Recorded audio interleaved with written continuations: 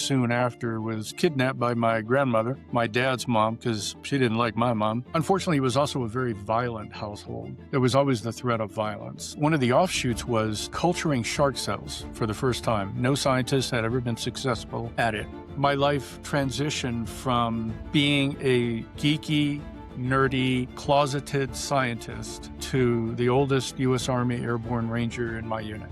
Not only did I get into that competition, I was number one. It was a perfect score, and I haven't even gotten to the part where I got to fly in the backseat of high-performance jets. Danny, it's been a grand life, especially helping other people, being able to assist them, make their dreams come true. Hi, my guest is Dino Garner, former U.S. Army Airborne Ranger with the 1st Battalion, 75th Ranger Regiment, who later became a pioneering research scientist, achieving the first successful culturing of shark cells. He's also a New York Times bestselling ghostwriter and editor of more than 50 books, with 2 Pulitzer Prize nominations. Welcome to the show, Dino, and nice to see you. Hey, good to be here. Much appreciate you. You have an amazing story. I want to start with your upbringing. You grew up in Europe. Tell me more about that, where you started, and what happened to you after that. My dad was an Air Force fighter pilot. Mom was a designer. They met in, I think, Laredo, Texas, or San Antonio, but I was born in Laredo, Texas, and very, very soon after was kidnapped by my grandmother, my dad's mom, because she didn't like my mom. And I don't know how many days I was away from her. That was the joke in the family for a while. And I was repatriated with Mom, and then we moved to Germany. My father was already there. He was an Air Force fighter pilot. At that time, we were stationed at Hahn Air Base. We spent several years there, German, and I learned German, Spanish, and English, my first languages, and then picked up several more as time went on. I had a magical upbringing because that was about 15 years after the end of World War II, so Germany was still rebuilding. And the people I was around were World War I and World War II soldiers, veterans, mostly German, some French, and some American. The guys my dad served with were World War II fighter pilots and Korean fighter pilots. So I grew up in that Air Force atmosphere pretty much from day one. And I became not simply an Air Force brat, but the son of a fighter pilot. And that's a very, very different distinction. And so we traveled all over Europe. And of course, that was the 1960s during the height of the Cold War. And traveled all over Europe, many different countries. I love traveling. My mom was a world traveler. She loved getting out of that little village in Germany where we were living and going to France and Spain and Italy and Turkey, Greece, many different countries. When a young American boy, and I really never saw myself as an American, and that's not to be unpatriotic. Growing up in Europe, for 12 years out of the first 14 years of my life, I felt like the universal child. I was not schooled in American schools, except DoD schools, that is, American Department of Defense. But those are very different from the elementary schools here in America. I had excellent teachers. We got the cream of the crop teachers there at the DoD schools overseas. And I fell in love with reading, especially books. My mom had paperback books all over the house, and she read to me. She didn't read me children's books. She read me novels by Agatha Christie. I didn't start out as a normal child because it was not a normal upbringing at all. Unfortunately, it was also a very violent household. So there was always the threat of violence. So from there, I learned a whole lot of resilience. I learned how to be my own mentor. I learned how not to ask for help from anybody at all. And that went on for decades until only recently. So I thank my mom for the good and the bad. My dad was hardly ever around, so when he did come around, it was a wonderful celebration. That was the best upbringing I could possibly have thought of.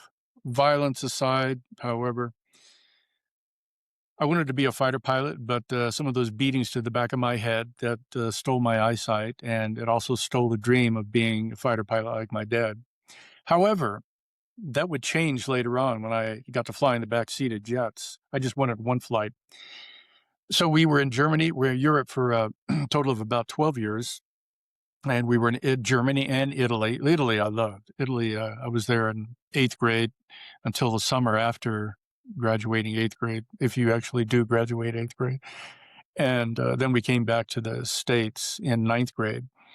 What was fascinating about that was in 9th grade, my father was at the Air War College, and we lived way out on the economy in the sticks in backwoods Montgomery, Alabama, which I loved because I had a motorcycle at the time and I would drive all over Alabama, literally, in a little 125cc Honda. I went to 9th grade with 22-year-old black kids, young adults. It was previously an all-black junior high school called Georgia Washington Junior High out in, again, the sticks of Montgomery, Alabama, which I absolutely loved. The adventures and the people there, I wouldn't trade for anything. So it was a culture shock, both for the black kids and for all us white kids and brown kids, because integrating when you're 14 or 15 years old with someone who's 22, there were some tensions here and there. I didn't feel any of those personally. I got along with everybody pretty well. And I loved school. I excelled. We had calculus classes in 9th grade, which I absolutely loved, calculus and science, biology, and zoology. And I fell in love with those then. Also in 9th grade, that's when my brother encouraged me to write a list, just write any kind of list.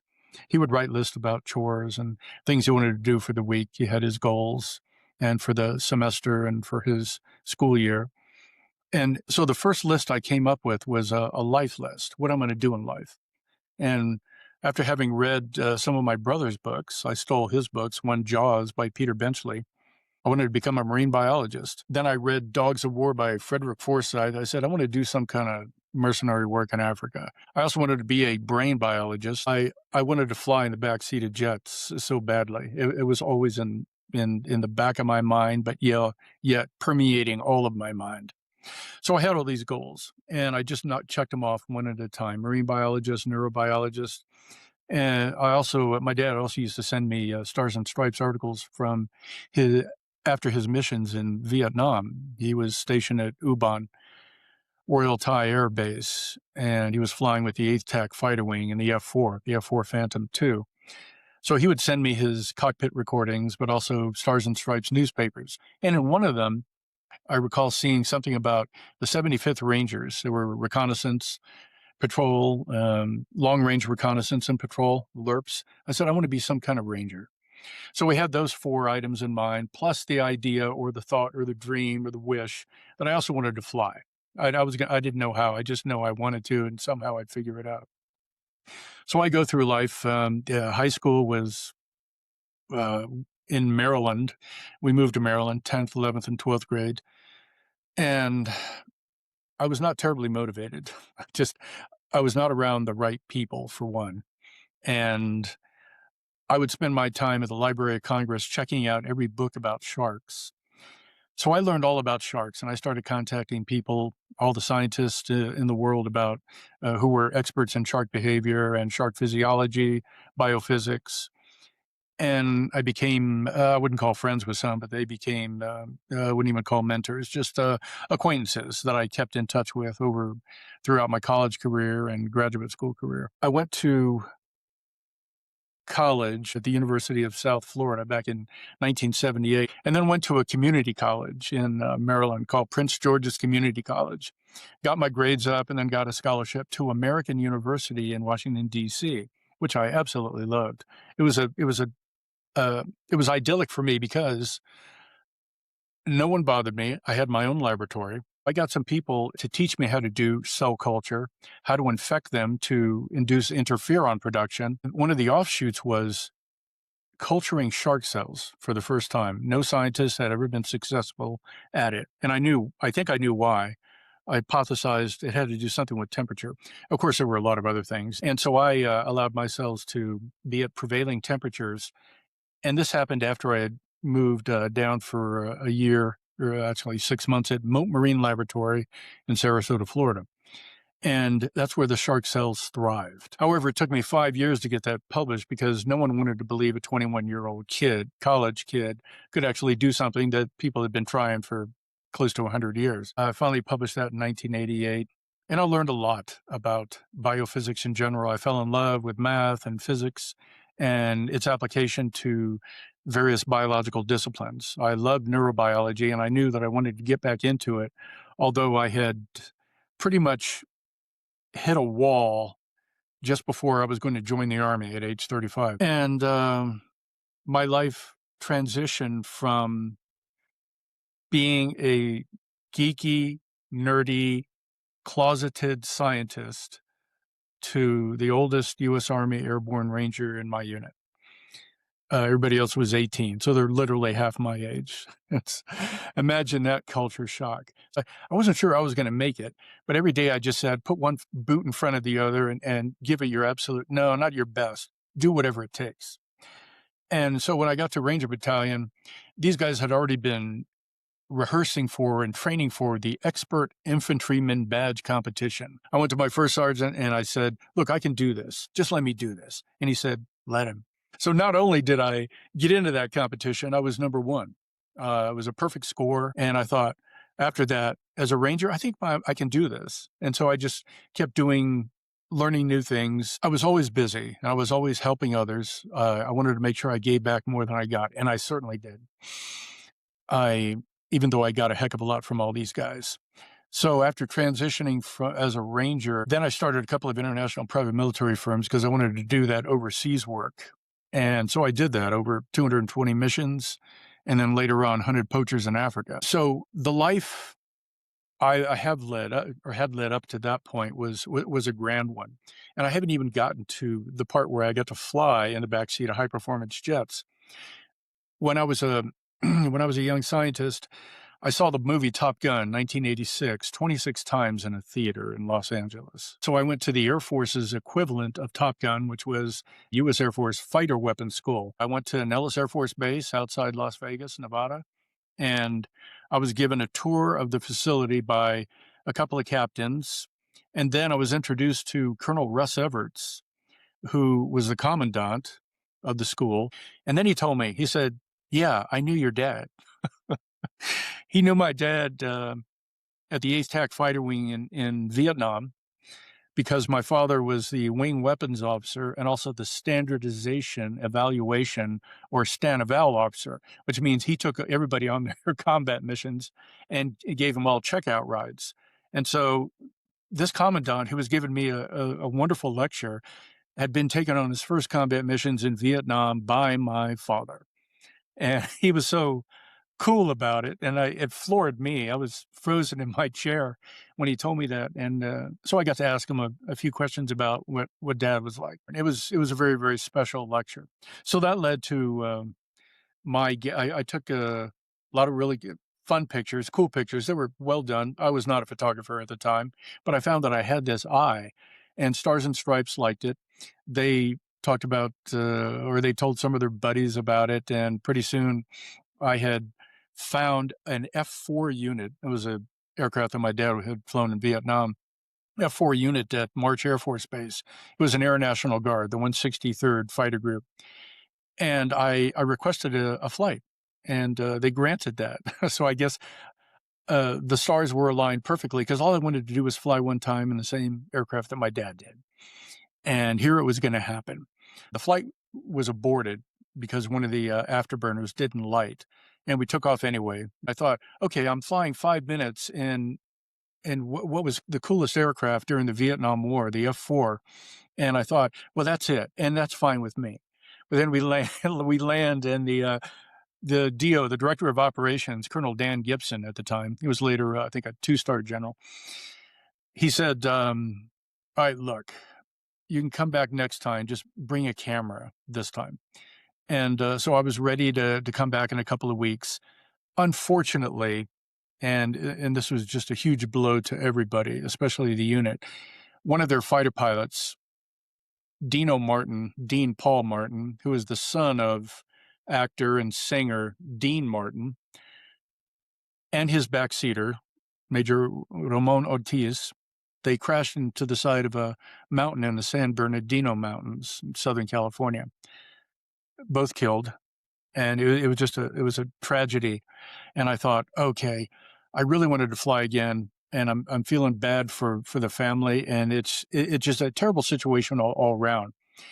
And I sent a letter of condolence to the family of Dean Paul Martin, sent it to the unit. And then Colonel Gibson calls. He says, look, it's a tragedy. Give it a couple of weeks. Let it die down.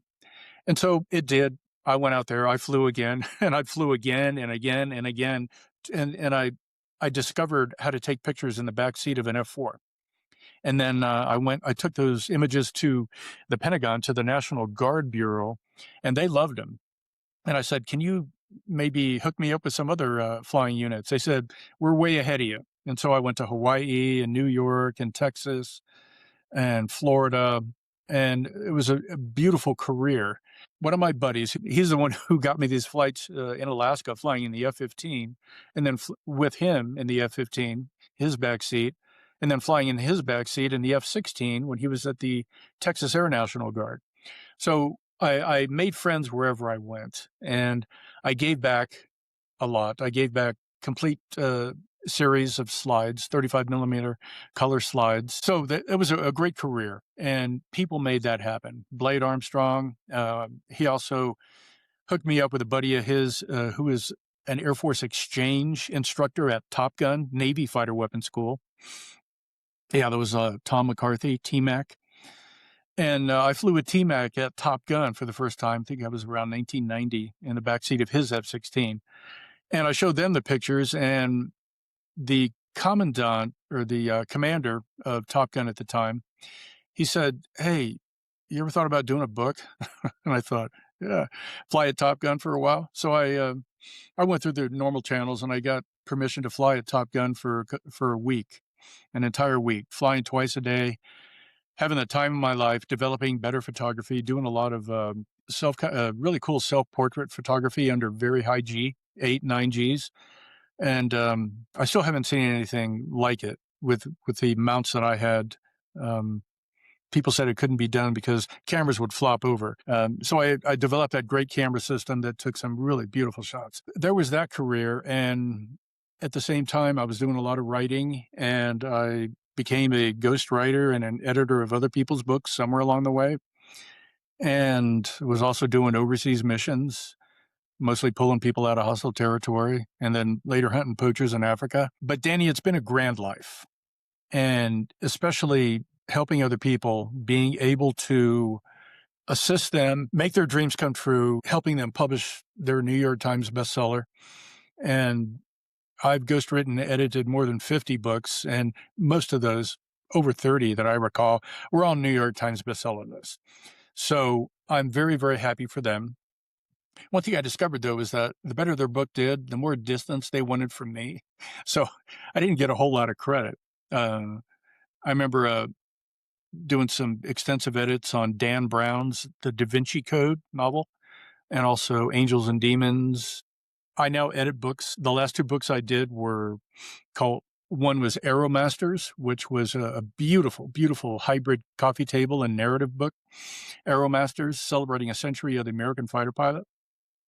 And the other is Silent Scars, Bold Remedies. That's cutting edge care and healing from post-traumatic stress injuries. So it's a 1,036-page book. It's so dense that you can't read it all at once, and you want to read maybe a couple of pages at a time and get something out of it. I added a lot of beautiful charcoal paintings, drawings, and also lovely poems. And I got a lot of stories from veterans. It has a little bit of something for everyone. The second book that my partner Liz and I did together, Healing in Plain Sight. And so it's about a third, a little less than half the volume of that 1,000-page Silent Scars. but it has the essence of silent scars in it, just without the science and the tech. My latest project, too, was launching a new journal called Crucible. It has many different categories of articles that I wrote or my partner wrote, and it has flashpoints, which are commentary, up-to-date commentary on things that are going on right now.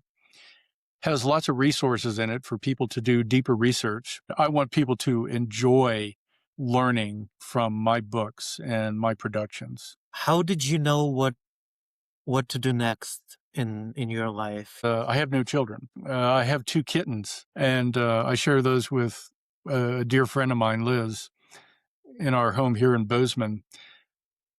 Not having children leaves you a whole lot of time on your hands. And I'm always dreaming about doing many, many different things because I'm very curious and I'm very excited and inspired by a lot of different things, a lot of people, especially in their work. So when I jump into something, I find that I can understand it better because I have a great background in physics, in math, in several different disciplines in science. And it's easy to pick up on just about everything because I see patterns everywhere. And so I can understand, I can do analyses, very, very quick and accurate analyses about something, and then write about it for the lay person. So my curiosity has taken me in so many different directions. And thank goodness that I've had the time to pursue many of those. It's a blessing.